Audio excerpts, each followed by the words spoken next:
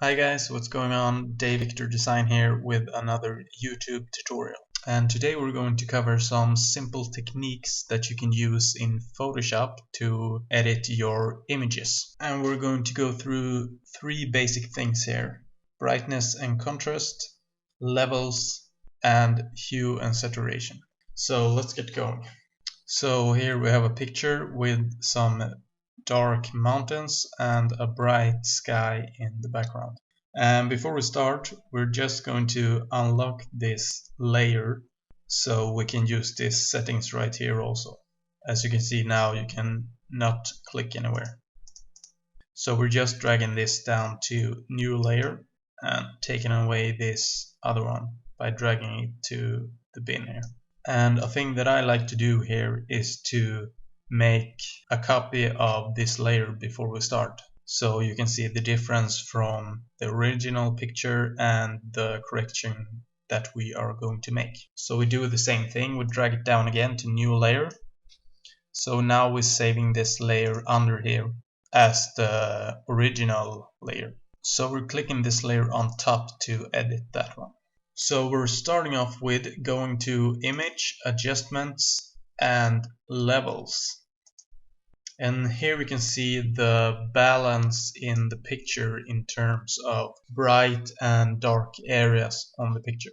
And as you can see here, a big amount of area in the picture is dark, as you can see on this mountain here. But we also have a white area, in this case the sky here, which you can see in this area right here. And what you do here is that you drag these handles where you want them. And basically what happens is when you're dragging this white one, for example, you are making everything on the right side of this handle white, and everything on the left side on this black handle you make black. And in this case we have both a very dark area and a very bright area, so we're going to leave these handles where they are and just drag this middle handle a little bit to the left. And what you do here is I like to drag it so I have as much black space on this right side as I have on this left side, so somewhere around here. And you can also, instead of dragging these handles, you can use these pipettes right here. For example, if you click the white one, you can click the white area on the picture, and the levels will adjust after that. But we're going to drag this down a little bit and clicking OK. And if you click and unclick this eye right here, you can hide the layer so you can compare it to the original picture. So it's a little brighter now, but we're going to make some more changes on it. So now we're going to change the saturation on this photo. So we're going to Image again, Adjustments, and Hue and Saturation. Here you can change the hue of the whole picture if you want it more red or yellow or purple or whatever. And here you can drag up the saturation so you can get more color into your picture. And you can also drag it down so you can make it black and white.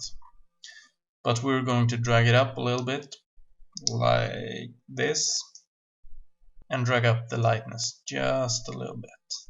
And make sure you have clicked the preview box right here so you can see the changes instantly. So you can just click and unclick to compare the changes to how it looked before. And when you're happy with that, OK. And now we're just going to drag up the contrast a little bit. So we are going to the same place and down to brightness and contrast.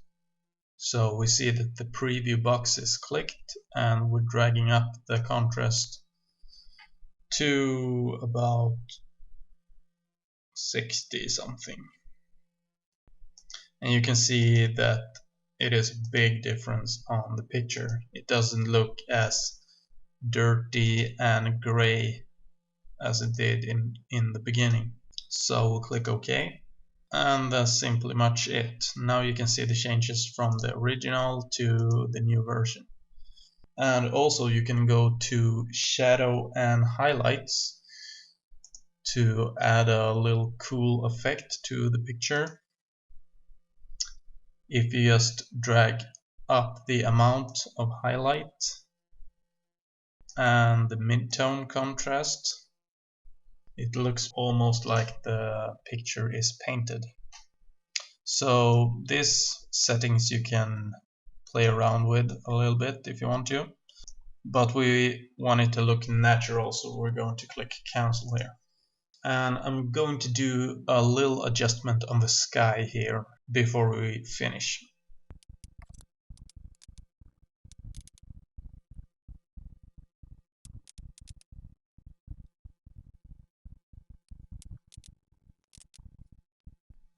So this is the final result, and comparing to the first one, it got a little bit better. So now you have some techniques that you can use to do some simple color corrections on your images. For example, if you want to send them to the printer. And that was it for today. Thank you for watching, and if you like this video, please subscribe to my YouTube channel, hit the like button or write a comment below. And you can watch more of my videos by clicking the logo in the lower right corner of this video. And I'll see you soon.